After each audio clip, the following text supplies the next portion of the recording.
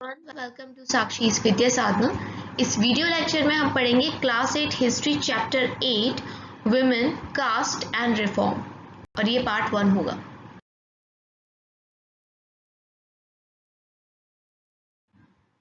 इस चैप्टर के अंदर हम क्या पढ़ने वाले हैं, हम देखने वाले हैं कि उस जमाने में औरतों की क्या स्थिति थी, जातिवाद किस प्रकार से था।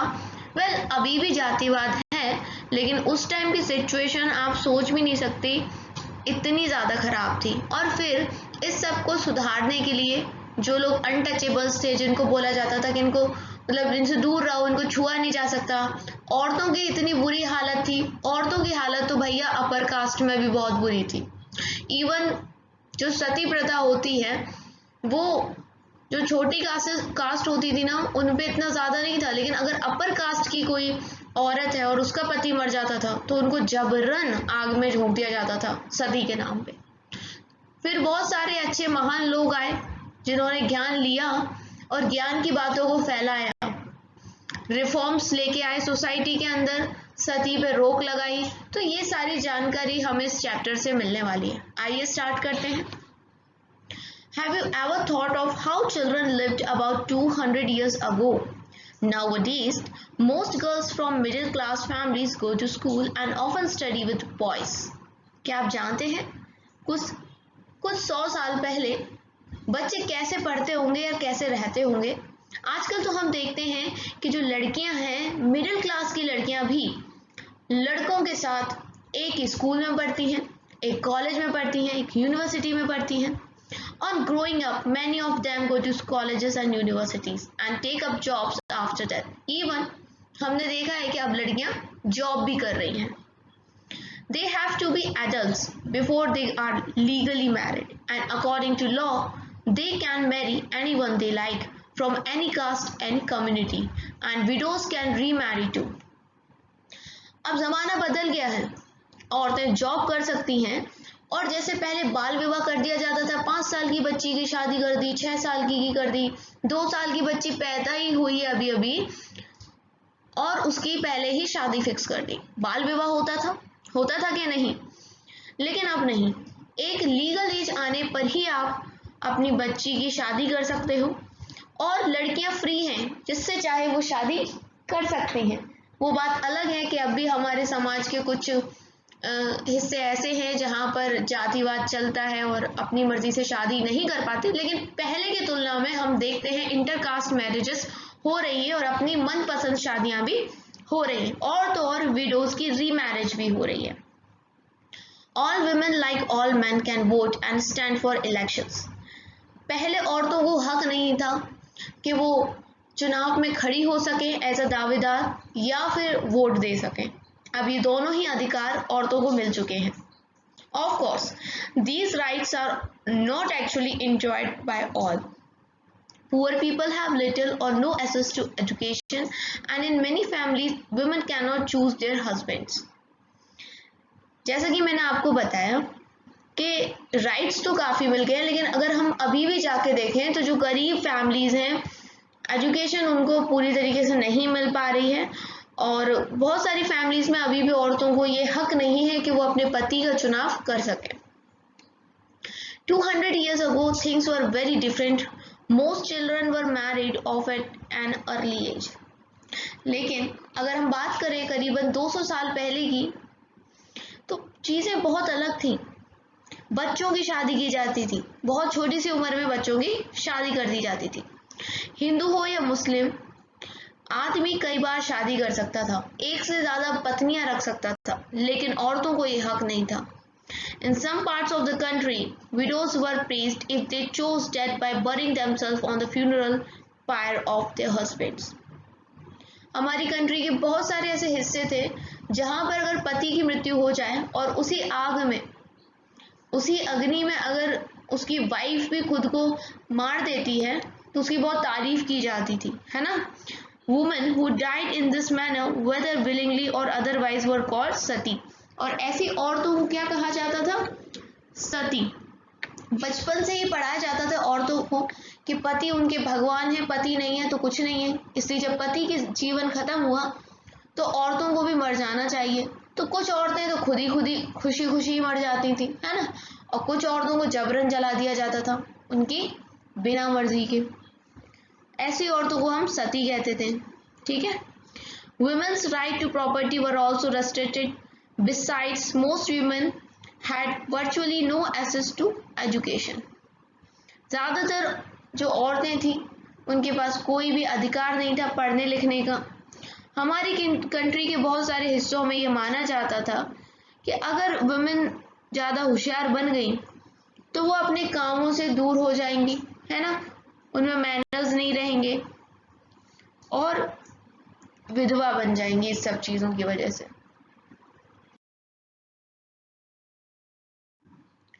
Differences between men and women were not the only ones in society. In most regions, people were divided along the line of caste. देखो, एक सोसाइटी में सिर्फ यही अंतर नहीं है कि कुछ लोग औरत हैं और कुछ लोग आदमी।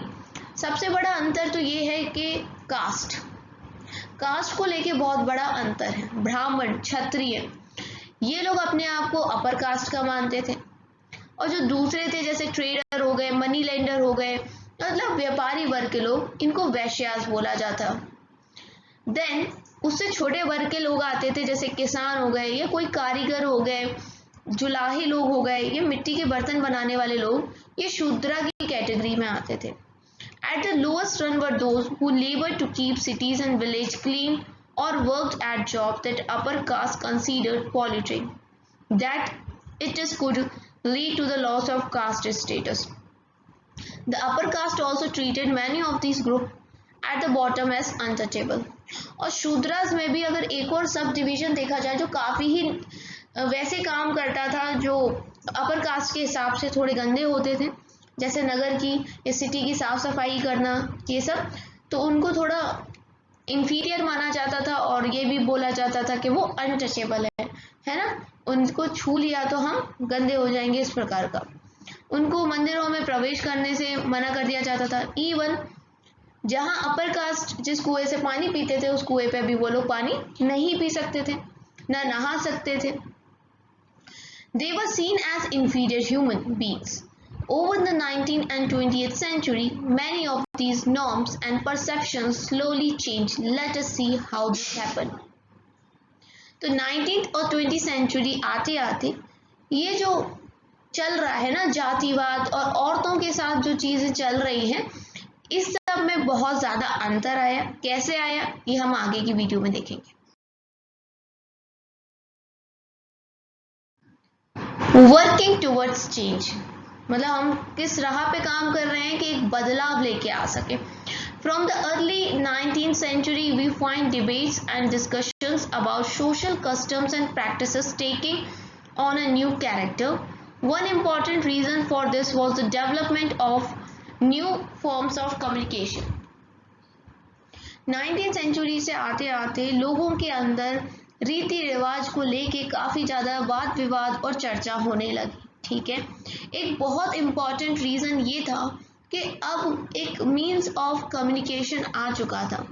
अब क्या हो चुका था, किताबें छपती थी, न्यूज़पेपर छपते थे, मैगजीन्स छपती थी, है ना, पैम्पलेट छपते थे।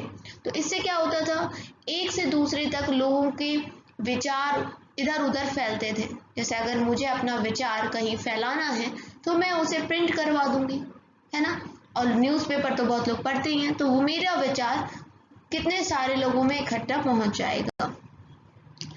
These were far cheaper and far more accessible than the manuscripts that you have read about in class 7. Therefore, ordinary people could read these, and many of them could also write and express their ideas in their own languages. तो class 7 में हमने पढ़ा था manuscripts के बारे में जो हाथों से लिखी जाती थी, तो उसके कंपैरिजन में ये जो प्रिंटेड बुक्स न्यूज़पेपर वगैरह होते थे ये सस्ते भी पड़ते थे और इजी भी रहते थे। आम जनता इनको पढ़ लेती थी और विचार एक से दूसरे में फैल जाते थे। All kinds of issues, social, political, economic and religious, could now be debated and discussed by men in a new cities. The discussions could reach out to a wider public and could become linked to movements for social change.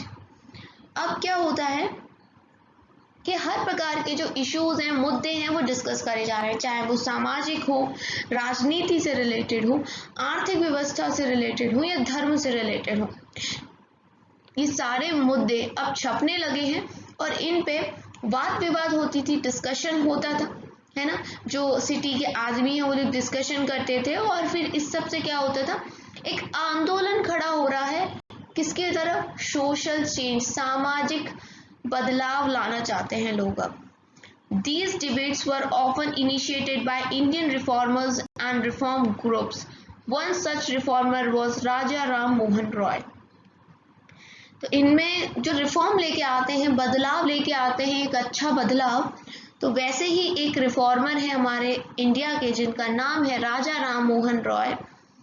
He founded a reform association known as ब्रह्म सभा। तो आप जरा इसकी बात याद रखना कि ये राजा राम मोहन रॉय है, इन्होंने एक एसोसिएशन बनाया था, ठीक है, जिसका नाम आगे चल के ब्रह्म समाज हो गया। आज भी आपने कभी सुना होगा ब्रह्म समाज के बारे में। कैलकाटा में people such as Raja Ram Mohan Roy are described as reformer. सो राजा राम मोहन रॉय जैसे लोग हैं ना, उनको हम रिफॉर्मर कहते हैं, बिकॉज ये क्या चाहते थे कि सोसाइटी में चेंजेस आए, है ना। और जो फालतू की प्रैक्टिसेस चल रही है ना, बिल्कुल बिल्कुल क्या बोलूँ मैं, बकवास प्रैक्टिसेस, सती जैसी, किसी का पति चला गया तो उसको जीने का कोई हक ही नहीं है। जो ऐसी प्रैक्टिसेस चल रही हैं, इनको चेंज करना और समाज में चेंजेस लेके आना, ऐसे लोगों को हम रिफॉर्मर कहते हैं। इन लोगों का सोचना क्या था कि the best way to ensure such changes was by persuading people to give up old practices and adopt a new way of life. तो रिफॉर्मर्स का मानना ये था कि हमें लोगों को मनाना चाहिए कि आप जो ये फालतू की प्रैक्टिसेस कर रहे हो, इनको बंद करो और एक नई लाइफ की तरह जियो जिंदगी को। So Ram Mohan Roy was keen to spread the knowledge of Western education in country and bring about greater freedom and equality for women. तो राजा राम मोहन जी क्या चाहते थे कि वेस्टर्न एजुकेशन को हम प्रमोट करें। उनको कोई प्रॉब्लम नहीं थी अपनी लैंग्वेजेस से या अपनी जो हमारी सभ्यता है, चाहे फिर वो पर्शियन में हो या फिर संस्कृत में हो, उससे नहीं थे, लेकिन वो चाहते थे कि हम साइंटिफिक स्टडी भी करें और वेस्टर्न एजुकेशन को भी सीखें। और क्या चाहते थे, औरतों के लिए आज़ादी चाहते थे। कल 15 अगस्त है ना, भारत तो आज़ाद हो गया, लेकिन कहीं ना कहीं हम आज भी आज़ाद नहीं हैं। लड़कियां आज़ाद नहीं हैं अभी भी। क्यों नहीं है? आप बोलोगे कि पढ़ने का उनको अधिकार है। पढ़ने का उनको अधिकार है, ठीक है, पहले से बहुत सही है, लेकिन आज भी जो फ्रीडम लड़कों को है वो लड़कियों के पास फ्रीडम नहीं है। हर चीज़ में उन्हें जाने से पहले कि वो कहाँ जा रही है, किस टाइम पे जा रही है, 10 बार सोचना पड़ता है। तो वो आज़ाद नहीं है। अभी हम एक सच्ची आज़ादी से कोसों मील दूर हैं। He wrote about the way women were forced to bear the burden of domestic work, confined to the home and the kitchen and not allowed to move out and become educated. लेकिन पहले की तुलना में अभी हमारी हालत काफ़ी सही है, मतलब औरतों की हालत। पहले क्या था कि सिर्फ घरेलू काम करो, बर्तन धो, खाना बनाओ, बाहर जाने की कोई इजाज़त नहीं थी उनको और ना ही पढ़ने लिखने की थी। Changing the lifes of widows, यहाँ देख लीजिए पिक्चर में फिगर 2 में राजा राम मोहन रॉय जी हैं। ये इसको पेंटेड किसने किया है, किसने करा है, पील ने किया है। Okay, Ram Mohan Roy was particularly moved by the problems widows faced in their lifes. He became a campaign against practice of sati. तो इन्होंने कैंपेन चालू करा था, किसके अगेंस्ट में, किसके विरोध में, सती प्रथा के विरोध में। जानते हैं ना सती क्या होती है? मैं दोबारा बता दूं कि अगर किसी औरत का पति खत्म हो जाता है, उसकी डेथ हो जाती है, तो उसी के चिता अग्नि में खुद को भी जला लेना, उसको बोलते हैं सती। और जब औरत कोई ऐसा करती है, चाहे अपनी मर्जी से करे या फिर फोर्सली करे, तो उस औरत को ही सती कहा जाता है। Ram Mohan Roy was well versed in Sanskrit, Persian and several other Indian and European languages. जैसे कि मैं आपको बताऊं, हमने एक वर्ड पढ़ा था लिंग्विस्ट। सो लिंग्विस्ट कौन होता है बेटा, याद है कि नहीं है, भूल गए? चलो मैं बताती हूँ। लिंग्विस्ट वो व्यक्ति होता है जिसको एक से ज़्यादा लैंग्वेजेस की नॉलेज होती है या वो एक से ज़्यादा लैंग्वेजेस की स्टडी करता है। तो राम मोहन रॉय जी बहुत बड़े और महान लिंग्विस्ट थे। इनको संस्कृत भी आती थी, पर्शियन भी आती थी और बहुत सारी इंडियन और यूरोपियन लैंग्वेजेस भी आती थी। He tried to show through his writings that the practice of widow burying had no sanction in ancient texts. असल में जो धर्म के ठेकेदार वगैरह थे ना, ये पुजारी लोग, ये क्या कहते थे कि हमारे ग्रंथों में लिखा है ऐसा करना, हमारे ग्रंथों में लिखा है वैसा करना है। तो राजा राम मोहन जी ने यही किया, लोगों को ग्रंथ पढ़ के बताया हमारे ग्रंथ में कहीं नहीं लिखा है कि सती करो, कहीं नहीं लिखा है कि औरतों के साथ गलत व्यवहार करो, कहीं नहीं लिखा है वेदों पुराणों में कि तुम औरत की इज्जत ना करो और उसको मात्र एक पशु की बात ही देखो, कहीं नहीं लिखा। तो राजा राम मोहन जी ने भी यही किया कि अपनी राइटिंग्स के थ्रू लोगों को ये संदेश दिया कि पढ़ो हमारे पुराने वेदों को, वहां कहीं नहीं लिखा। ठीक है। By the early 19th century, as you have read in chapter 7, many British officials had also begun to criticize Indian traditions and customs. तो 19th सेंचुरी आते आते बहुत सारे जो ब्रिटिश ऑफिसर्स थे ना, वो भी आलोचना करने लगे, बुराई करने लगे कि कैसे रीति रिवाज है। और यहाँ पर बेटा मैं बोलूँ कि मैं ब्रिटिशर्स लोगों के साथ हूँ, यहाँ वो सही कह रहे हैं। ठीक है, मानती हूँ उन्होंने हमारे ऊपर बहुत जुल्म किया है, हमें गुलाम बना के रखा है, लेकिन कुछ चीज़ें ब्रिटिश लोगों के आने से हमारे यहाँ अच्छी भी हुई है और उनमें से एक है सती प्रथा। ठीक है, and western education. They were therefore more than willing to listen Ram Mohan, who was reputed to be learned man. In 1829, Sati was banned. Congratulations. तो राजा राम मोहन रॉय के बहुत सारे प्रयासों की वजह से 1829 में सती को बैन कर दिया गया। और ये बैन कौन कर सकता था? ब्रिटिश सरकार कर सकती थी, तो उनने बैन कर दिया। The strategy adopted by Ram Mohan was used by later reformers as well.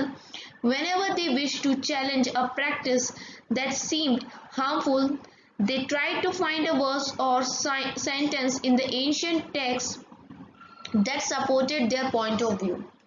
तो जो स्ट्रैटेजी, जो ट्रिक राजा राम मोहन रॉय जी ने अपनाई थी, सेम वही आगे आने वाले रिफॉर्मर्स भी अपनाने लगे। क्या ट्रिक थी कि जो भी वो चेंजेस लाना चाहते थे वो उसे पुराने ग्रंथों में ढूंढते थे। ठीक है, और जब वही सेम चीज़ हमारे ग्रंथों में मिल जाती थी तो लोग इजीली उस चीज़ को मान भी लिया करते थे। They then suggested that the practice as it existed at present was against early tradition. ये देखिए फिगर 3, हुक स्विंगिंग फेस्टिवल। इस फेस्टिवल के अंदर क्या होता था, जो devotees underwent a peculiar form of suffering as a part of ritual worship. काफ़ी दर्दनाक तरीके से जो श्रद्धालु हैं गुजरते थे इस तरीके में, रीति रिवाज में पूजा के। क्या होता था? With hooks pierce through their skin they swing themself on a wheel. अपने अंदर से मतलब हुक को ले जाते थे अपनी खाल में से और फिर इसमें झूले में झूलते थे। दिख रहा है आपको? इस तरह से कितना दर्द होता होगा। In the early 19th century when European officials began criticizing Indian customs and ritual as barbaric, this was one of the ritual that came under attack. तो सोचिए जब यहाँ पर आपकी कील लग रही है और आप ऐसे झूल रहे हैं, कितनी तकलीफ होती होगी। तो इस प्रकार के रिवाज थे कुछ। We first tie them down to the pile. Raja Ram Mohan Roy published many pamphlets to spread his ideas. Some of these were written as dialogue between the advocate and a critic of a traditional practice. Here is one of such dialogue on sati. तो राजा राम मोहन रॉय जी ने बहुत सारी pamphlets लिखी थी, उनमें से एक pamphlet के डायलॉग यहाँ पर दे रखे हैं। तो यहाँ पर एक बंदा है जो सती के बारे में बता रहा है, जो सती का सपोर्टर है ना, कि सती होना चाहिए औरतों में, और वहीं एक बंदा है जो ओपोनेंट है, बोल रहा है कि सती नहीं होना चाहिए। देखते हैं दोनों क्या क्या बोल रहे हैं। एडवोकेट ऑफ सती बोलता है Women are by nature of inferior understanding, without resolution, unworthy of trust. Many of them, on the death of their husbands, become desirous of accompanying them, but to remove every chance of their trying to escape from the blazing fire and burning them, we first tie them down to the pile. यहाँ पर आलोचना ही की जा रही है औरतों की कि वुमेन जो नेचर से होती हैं वो थोड़ी तुच्छ कोटि की होती हैं, है ना, और ट्रस्ट नहीं किया जा सकता उन पे। तो जब उनके पति की डेथ हो जाती है तो कुछ तो अपनी स्वयं इच्छा से अग्नि में जाना चाहती हैं, बट अगर कोई नहीं भी जाना चाहती हैं तो हम उनको बांध देते हैं। ओपोनेंट ऑफ सती क्या बोलते हैं? When did you ever afford them a fair opportunity of exhibiting their natural capacity? क्या तुमने कभी उनको अपॉर्चुनिटी दी है औरतों को? जो तुम ये बातें कह रहे हो कि वो कुछ नहीं कर पाएंगी या कर पाएंगी, क्या औरतों को कभी कोई तुमने कैपेसिटी देने की जो बात करते हो दी है कभी लाइफ में? How then can you accuse them of want of understanding? अगर तुमने उन्हें कभी छूट ही नहीं दी तो तुम ये कैसे कह सकते हो कि उनमें समझ है या नहीं है? If after instruction in knowledge and wisdom a person cannot comprehend or retain what has been taught him, we may consider him indeficient. But if you do not educate women, how can you see them as inferior? अगर हम किसी को पढ़ाते लिखाते हैं तो हम फिर बोल सकते हैं कि हाँ ठीक है, हमने पढ़ा है, इसको कुछ नहीं आता या इसको कुछ आता है। जब आपने औरतों को एजुकेट ही नहीं किया तो आपने कैसे बोल दिया कि वो इंफीरियर हैं, वो मूर्ख हैं या वो उनमें अंडरस्टैंडिंग नहीं है? तो इस तरह की ये डायलॉग है between advocate of Sati and opponent of Sati. For example, one of the most famous reformer Ishwar Chandra Vidyasagar used the ancient text to suggest that widows could remarry. अभी हमने राजा राम मोहन रॉय जी के बारे में देखा था जिनने सती के ऊपर काफी काम किया। अब आ गए हैं ईश्वर चंद्र विद्यासागर जी, ये करेंगे विडो रीमैरिज के ऊपर काम। His suggestion was adopted by British officials and a law was passed in 1856 permitting widow remarriage. तो इन्होंने इतने अधिक प्रयास करे तो इनकी वजह से भी एक कानून पारित किया गया 1856 में, जिसमें बोला गया कि विडोज दोबारा शादी कर सकती हैं। Those who were against remarriage of widows opposed Vidyasagar and even boycotted him. देखो उस टाइम की सोसाइटी तो और खतरनाक थी।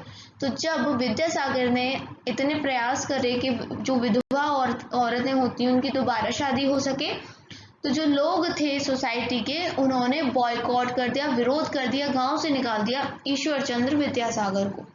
ये ठीक है। By the second half of 19th century the movement in favour of widow remarriage spread to other parts of the country. धीरे धीरे ये मूवमेंट देश के और भी जो भाग थे उनमें पहुंच गया। Telugu speaking areas of Madras presidency Veeresalingam Pantulu formed an association for widow remarriage. कहाँ पहुंच गई अब ये बात? तेलुगु स्पीकिंग जगह पे पहुंच गई जहाँ के लोग तेलुगु बोलते थे। मद्रास प्रेसिडेंसी के अंदर आता था। आपको पता था ना कि उस जमाने में 3 मुख्य प्रेसिडेंसीज थी, बॉम्बे प्रेसिडेंसी, मद्रास प्रेसिडेंसी और एक कलकत्ता प्रेसिडेंसी। तो वहां पर एक व्यक्ति थे जिनका नाम था वीर सलिंगम पंतुलु। तो इन्होंने एक एसोसिएशन, एक संगठन बनाया था किसके लिए? विडो रीमैरिज के लिए। Around the same time young intellectuals and reformers in Bombay pledged themselves to working for the same cause. धीरे धीरे जो नए लोग थे, नए नए रिफॉर्मर्स आ रहे थे, वो भी क्या ले रहे थे? शपथ ले रहे थे कि हम इसी काम के लिए आगे बढ़ेंगे और प्रयत्न करते रहेंगे ताकि समाज में से ये जो गंदगी है, जो गलत गलत चीजें हैं वो निकाल फेंकें। ऐसा कहाँ हो रहा था? तो बॉम्बे में भी हो रहा था। नॉर्थ की बात करें तो स्वामी दयानंद सरस्वती ने एक एसोसिएशन बनाया था जिसका नाम था आर्य समाज। ठीक है, ये भी सपोर्ट करता था विडो रीमैरिज को। ये है स्वामी दयानंद सरस्वती जी जिन्होंने आर्य समाज की स्थापना करी थी 1875 में। ठीक है, ताकि हिंदुइज्म में कुछ रिफॉर्म्स ला सके। Yet the number of widows who actually remarried remained low. देखो इतने सारे प्रयासों के बाद भी जो औरतें थी विधवा औरतें जिन्होंने दोबारा शादी करी थी, उनका नंबर काफी कम था। अब नंबर क्यों कम था? क्योंकि इतना मतलब माहौल इतना ज़्यादा ख़राब था कि अगर तुम दोबारा शादी कर भी लोगे ना तो जो समाज के लोग हैं ना वो तुम्हें जीने नहीं देंगे। इसलिए बहुत ही ज़्यादा हिम्मत वाली जो औरतें होती थी वो ऐसा करती थी। Girls begin going to school. Many of the reformers felt that education for girls was necessary in order to improve the condition of women. अभी तक हमने सती की बात देख ली, फिर हमने देखा था विडो रीमैरिज के ऊपर। अभी हम क्या देख रहे हैं कि लड़कियों को पढ़ाई की आवश्यकता भी है। तो कुछ रिफॉर्मर्स ऐसे आए जिन्होंने बोला कि औरतों को, लड़कियों को पढ़ाना ज़रूरी है। Vidyasagar in Calcutta and many other reformers in Bombay set up a school for girls. ठीक है, कलकत्ता में विद्यासागर जी ने और कुछ दूसरे रिफॉर्मर्स ने बॉम्बे में स्कूल बनाए गर्ल्स के लिए। When the first school were opened in mid-19th century, many people were afraid of them. They feared that schools would take girls away from home, prevent from their doing domestic duties.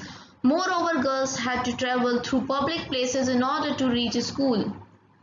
जब school खुलने की बात आई, जब mid-19th century में school खुला, तो बहुत लोगों के मन में क्या डर था कि अगर लड़कियां घर से बाहर जाएंगी तो फिर घर के काम कौन करेगा। लड़कियों को पब्लिक प्लेसेस में से होके गुजरना पड़ेगा स्कूल जाने तक के लिए। ठीक है, इस सब से क्या होगा कि उनका जो कैरेक्टर है वो खराब हो सकता है। They felt that girls should stay away from public places. उनका मानना क्या था लोगों का कि गर्ल्स को, लड़कियों को पब्लिक जो प्लेसेस हैं वहां पर नहीं रहना चाहिए। Therefore, throughout the 19th century, most educated women were taught at home by liberal fathers or husband. इसीलिए पूरी 19th सेंचुरी में जो भी औरतें पढ़ी ना, उनको या तो उनके पति ने पढ़ाया या उनके पिता ने पढ़ाया, पर कहाँ, घर पे पढ़ाया, क्योंकि बाहर जाना अलाउड नहीं था। Sometimes women taught themselves. Do you remember what you read about Rajsundari Devi in your book Social and Political Life last year? Class 7 में आपने राजसुंदरी देवी के बारे में पढ़ा था। क्या पढ़ा था, कुछ याद है? याद है तो कमेंट सेक्शन में बताना। She was one of those who secretly learned to read and write in flickering light of candles at night. जितना आप बता सकोगे उतना ठीक है, अदरवाइज बुक में भी लिखा है कि वो एक ऐसी लड़की थी जिन्होंने चुपचाप पढ़ना लिखना सीखा था कैंडल की रोशनी में, मोमबत्ती की रोशनी में, रात के टाइम पे। अब देखिए यहाँ पर क्या है, in the later part of the century schools of girls were established by Arya Samaj in Punjab and Jyotirao Phule in Maharashtra. धीरे धीरे क्या हुआ, और भी स्कूल्स खुलने लगे। आर्य समाज के लोगों ने पंजाब में स्कूल खोल दिया और ज्योतिराव फूले जी ने महाराष्ट्र में स्कूल खोल दिया। यहाँ पिक्चर देखिए, फिगर 6 में ये जो पिक्चर है काय की है, हिंदू महिला विद्यालय 1875 में जो खोला गया उसकी पिक्चर है। When girls' school were first set up in 19th century, it was generally believed that the curriculum for girls ought to be less taxing than that for women. जब पहली बार स्कूल खोला गया और पाठ्यक्रम यानी करिकुलम क्या पढ़ाना है क्या नहीं पढ़ाना ये निर्धारित किया गया था ना, डिसाइड किया गया था, तब लड़कों से थोड़ा आसान रखा गया था। जितना लड़कों को पढ़ाया जा रहा था ना उतना नहीं रखा गया था, थोड़ा सा आसान रखा गया था। The Hindu Mahila Vidyalaya was one of the first institution to provide girls with the kind of learning that was unusual for boys at that time. लेकिन ये जो हिंदू महिला विद्यालय है ये पहला ऐसा स्कूल बना जिसमें लड़के लड़कियों का जो पढ़ाई का लेवल था वो सेम था। ये अच्छी बात है, जब हम सेम दिखते हैं, उनके भी दो हाथ हैं हमारे भी दो हाथ हैं, दिमाग भी एक जैसा ही है, तो फिर उनके सिलेबस में ज़्यादा क्यों और हमारे में कम क्यों। तो हिंदू महाविद्यालय महिला विद्यालय में समान समान लेबल रखा गया। In aristocratic Muslim households in North India, women learned to read the Quran in Arabic. They were taught by women who came home to teach. Some reformers such as Mumtaz Ali reinterpreted verses from the Quran to argue for women's education. अब अगर north में बात करी जाए मुस्लिम reformers की, तो यहाँ पर भी औरतों को पढ़ाया लिखाया जाने लगा। मतलब घर पे ही कोई औरत आती थी और कुरान की बातें सिखाती थी अरेबिक में। एक रिफॉर्मर भी हुई थी मुमताज़ अली, जिन्होंने ऐसे ऐसे वर्ड्स निकाले कुरान में जिसमें बोला गया है कि वुमेन को भी एजुकेशन देनी चाहिए। The first Urdu novel began to be written from the late 19th century. Among other things, they were meant to encourage women to read about religion and domestic management in a language they could understand. तो पहली एक उर्दू की novel क्या करी गई, publish की गई, जिसमें बोला गया कि औरतों को घर के कामों के अलावा पढ़ना लिखना भी आना चाहिए, उन्हें अपने धर्म की नॉलेज होनी चाहिए। Women write about women. औरतों ने लिखा किसके बारे में? औरत के बारे में। From the early 20th century, Muslim women like the Begums of Bhopal played a notable role in promoting education among women. ठीक है, अब 20th सेंचुरी की बात है। यहाँ पर जो भोपाल की बेगम है, उन्होंने काफ़ी अच्छा रोल प्ले किया किसमें? एजुकेशन को बढ़ावा देने में। इन्होंने एक प्राइमरी स्कूल भी बनवाया अलीगढ़ में। अनदर रिमार्केबल वुमेन, दूसरी वुमेन कौन सी है? बेगम रुकैया सखावत हुसैन। इन्होंने भी मुस्लिम गर्ल्स के लिए पटना और कलकत्ता में स्कूल बनवाया। ये सारे नाम्स आपको याद रखने हैं, ठीक है। She was fearless critic of conservative idea, arguing that religious leaders of every faith accorded an inferior place to women. By the 1880s, Indian women began to enter universities. 1880s आते आते अब स्कूल मदरसा से निकलते हुए women कहाँ पहुँच चुकी हैं? यूनिवर्सिटीज़ तक पहुँच चुकी हैं, ठीक है। आगे देखिए, some of them trained to be doctors. कुछ लोग क्या बन रही हैं? डॉक्टर बन रही हैं, ठीक है, एंड कुछ बन रही हैं teachers. Many women began to write and publish their critical views on the place of women in society. जब वो लोग इतना पढ़ लिख गई हैं तो वो चाहती थी कि और भी औरतें आगे आएं, अपने अधिकारों को समझें, जो आदमी है वो भी समझें कि औरत का पढ़ना कितना ज़रूरी है। तो वो अपने विचारों को लिखा करती थी।